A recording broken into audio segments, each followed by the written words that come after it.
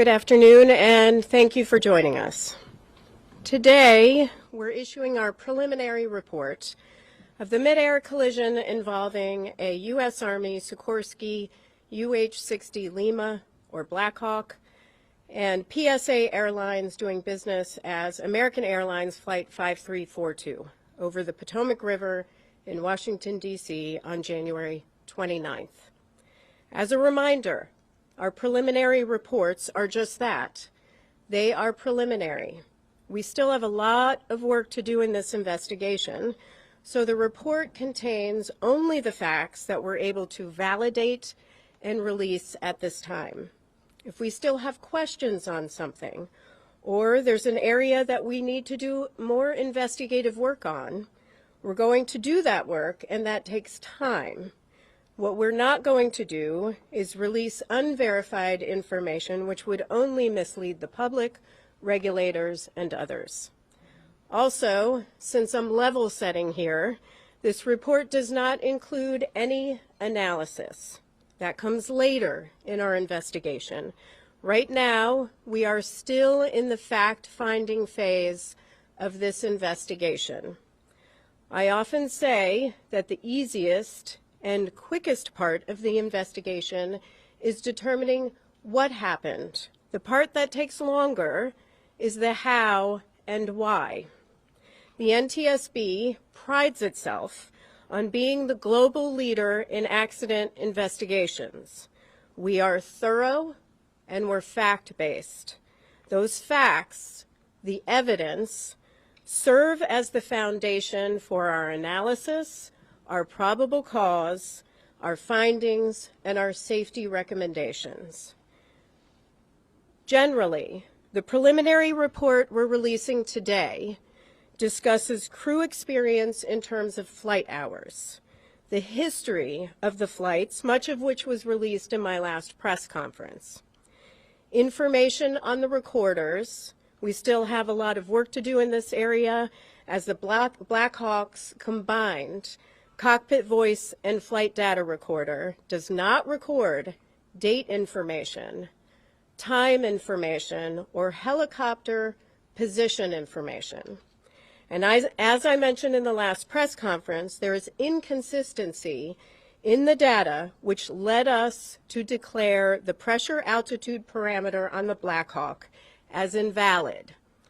We're now in the process of determining whether that may have affected other helicopter systems that used pressure altitude as a data source, such as the altimeters. The report also contains information on the operators, the aircraft involved, air traffic control at the time of the crash, helicopter routes, the airport, emergency response and recovery operations, and the wreckage exams.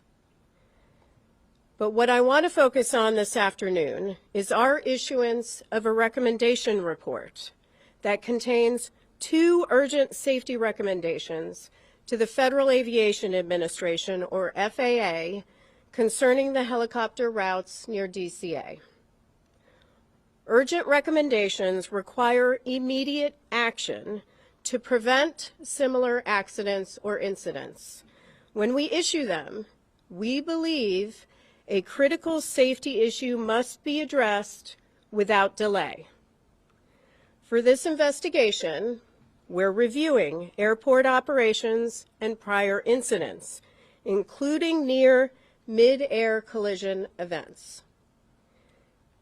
Information gathered from voluntary safety reporting programs and the FAA regarding encounters between helicopters and commercial aircraft near DCA show that from 2011 through 2024, a vast majority of reported events occurred on approach to landing.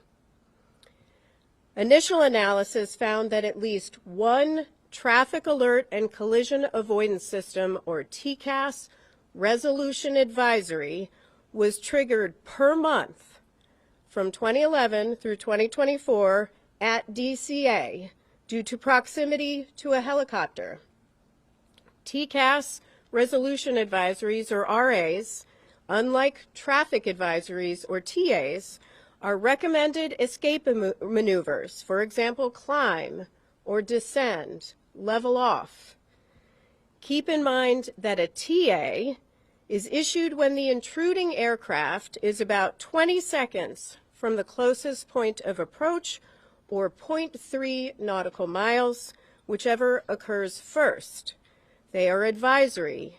RAs indicate a collision threat and require immediate action.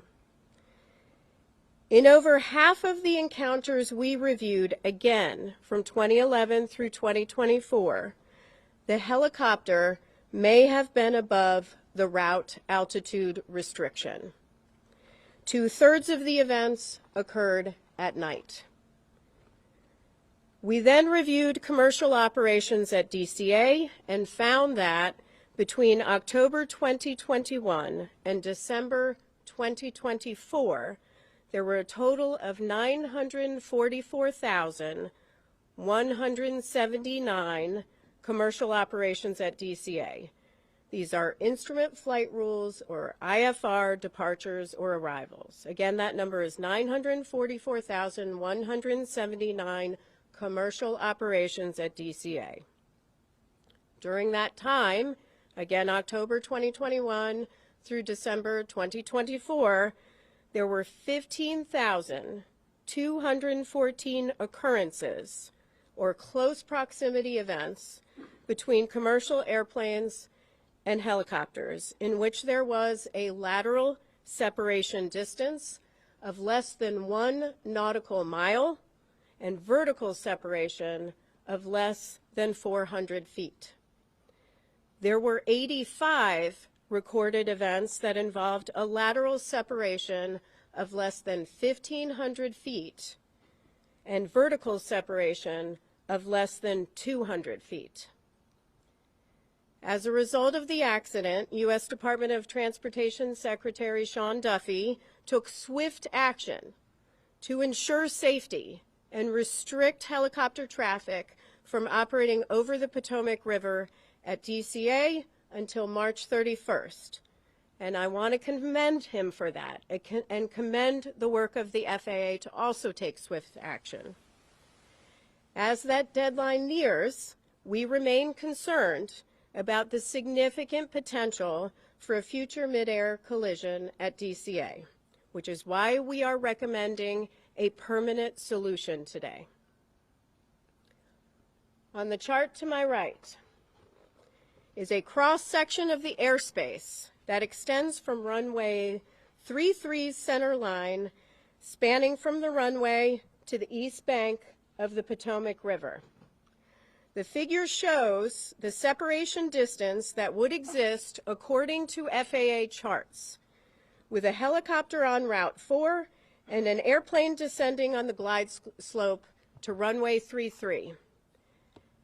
As stated in my last press conference and confirmed by the FAA, helicopter routes established by the FAA have no lateral boundaries, and the Baltimore-Washington helicopter route chart includes no warning for helicopters to operate a defined distance from the shoreline. So this shaded region right here represents an approximation of the area in which helicopters could be flown. We know that the helicopter on the accident date was not in this area. It was to the west. But at the maximum altitude here of just 200 feet, a helicopter operating over the eastern shoreline of the Potomac River would have just 75 feet of vertical separation from an airplane approaching runway 33. 75 feet. That distance decreases if the helicopter is operated farther from the shoreline. And again, this helicopter, the Black Hawk, was operated farther to the west. We've determined that the existing separation distances between helicopter traffic operating on Route 4 and aircraft landing on runway 33 are insufficient and pose an intolerable risk to aviation safety by increasing the chances of a mid-air collision at DCA. Let me repeat that. They pose an intolerable risk to aviation safety. We're therefore recommending today that the FAA permanently prohibit operations on helicopter Route 4 between Haines Point and the Wilson Bridge when runways 15 and 33 are being used for departures and arrivals at DCA. Now, we recognize that a total closure of helicopter 4 between Haines Point and the Wilson Bridge during times when runway 15 and runway 33 are in use would restrict a vital aviation corridor used for law enforcement activity, Coast Guard patrols, and continuity of government operations. Additionally, mandating that controllers hold helicopters in place north or south of DCA while airplanes are operating on runway 15 and runway 33 has the potential to increase risk by adding to controller workload. So we are also recommending that the FAA designate an alternative helicopter route that can be used to facilitate travel between Haines Point and the Wilson Bridge when that segment of Route 4 is closed. From here, our team has a lot of work to do. We'll conduct a number of simulations, including in the Black Hawk simulator, CRJ simulator, ATC tower simulator, all using the accident inputs and conditions. We'll conduct a comprehensive visibility study for the CRJ flight, the Black Hawk flight, and tower visibility, all under night conditions. We will conduct additional interviews in helicopter operations and in air traffic control, and the team will continue to examine the radio altimeters, the barometric altimeters, and additional electronics. With that, I will take questions. Please raise your hand. I will call on you. Please state your name and your affiliation. Yes, sir. Tom Rousey with ABC7 here in D.C. So it sounds like you're saying the way this was done for years, every day was presenting an intolerable risk. Is that a correct characterization?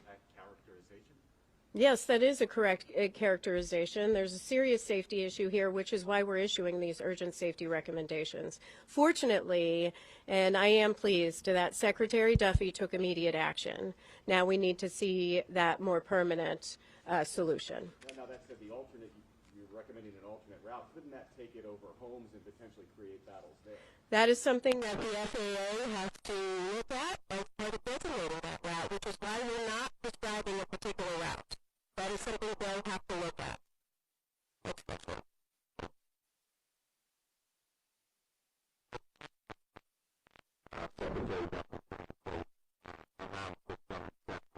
Are you saying today that those exceptions should be removed and no helicopters should be able to fly on that particular route?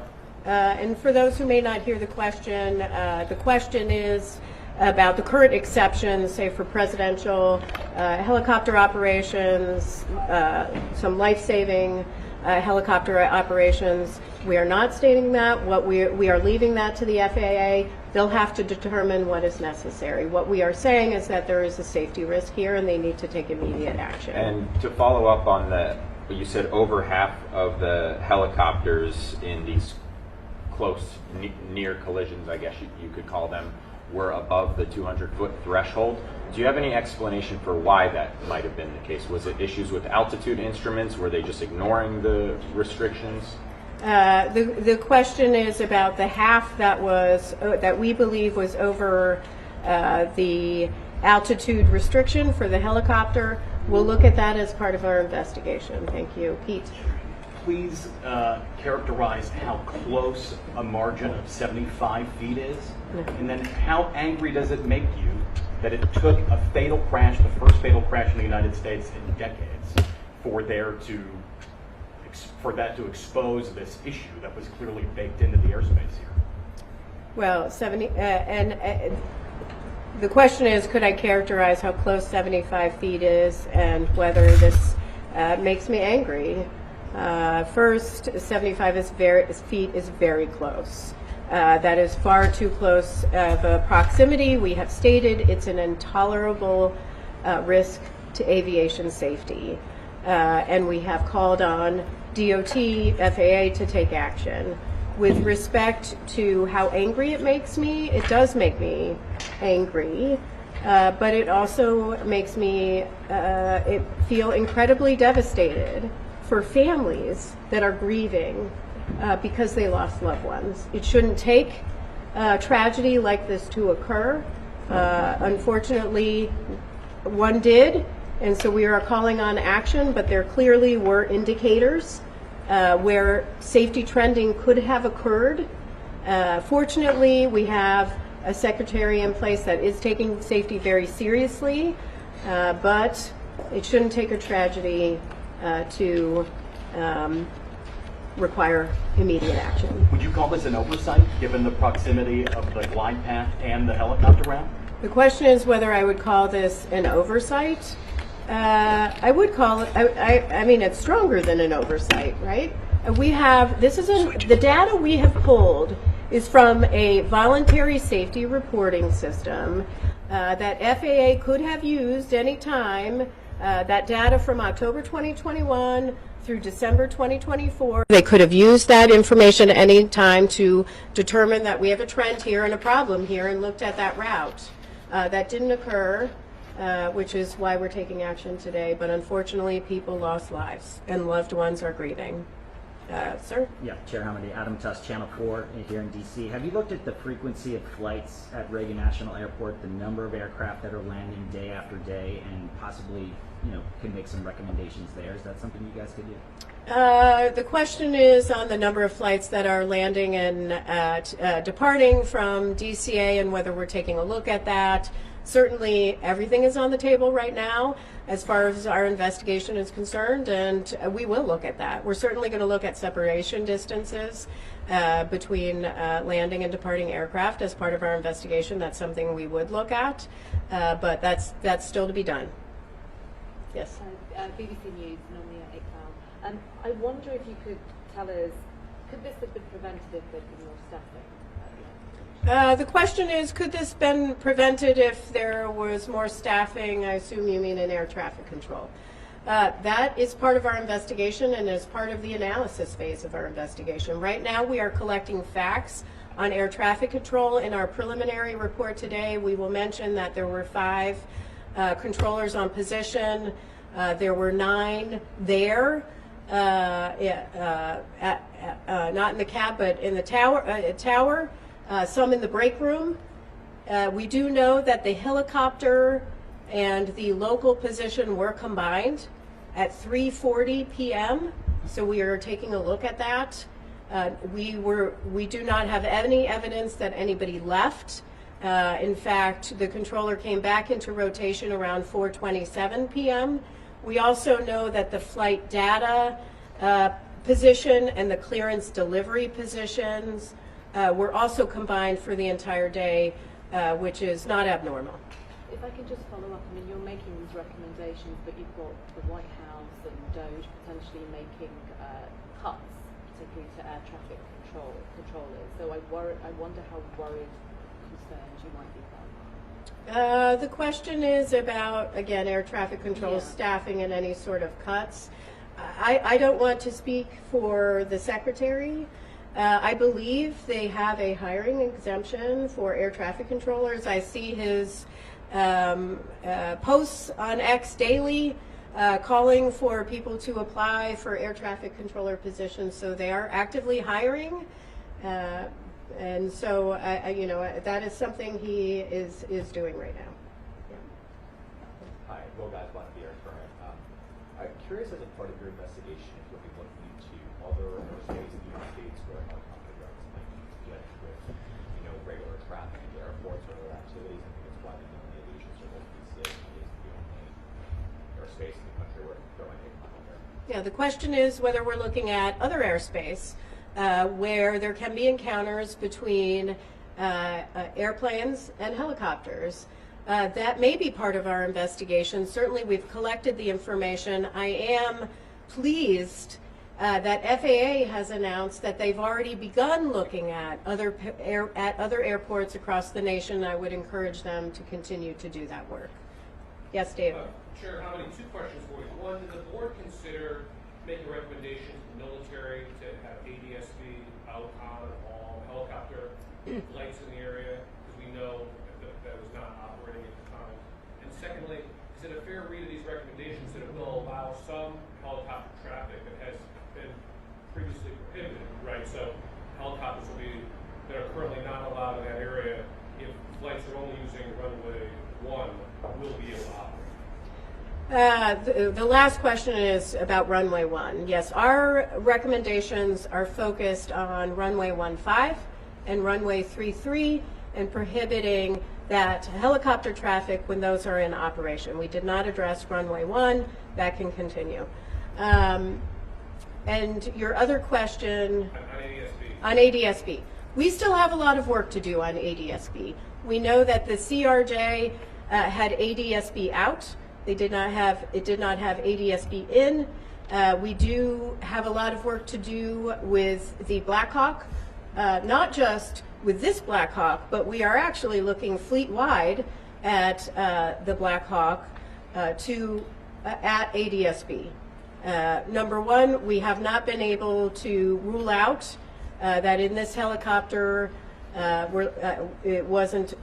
we're looking at whether it was installed correctly, whether it was programmed correctly, whether there was some sort of malfunction, or whether it was turned off.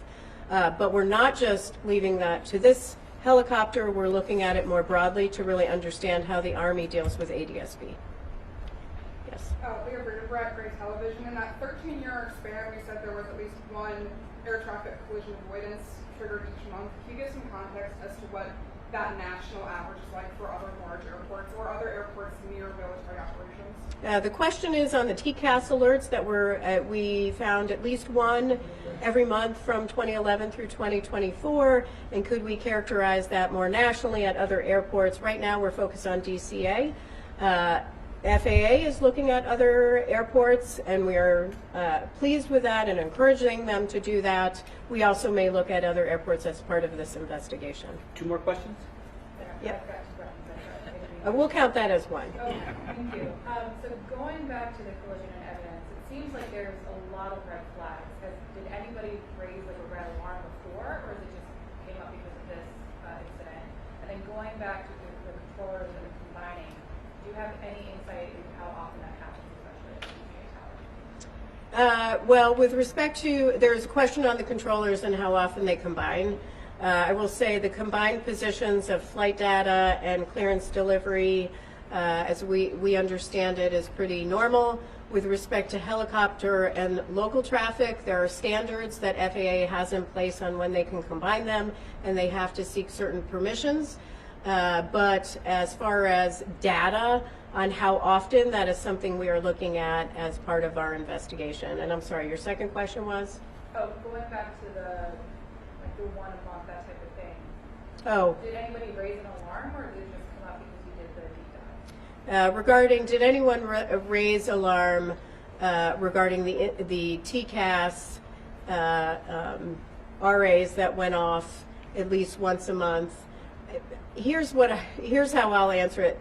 The 15,214 occurrences that we identified as close proximity events with the help of FAA, close proximity events between helicopters and airplanes between October 2021 and December 2024.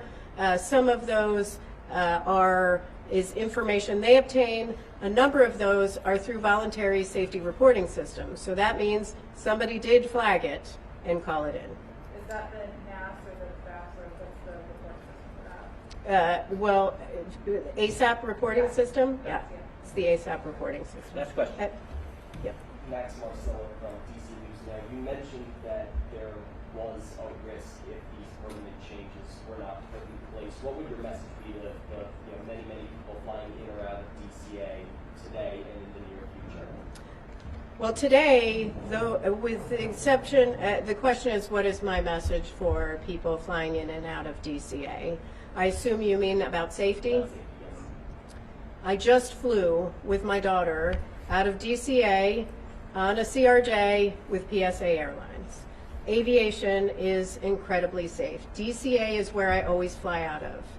I say often that your biggest risk is in your personal vehicle when you're going to and from the airport. Aviation is safe. However, there are safety issues and areas where we need to improve to make sure that we are at zero. And so that is the role of the NTSB in investigating. This is why we issue urgent safety recommendations. Thank you very much. Thank you very much.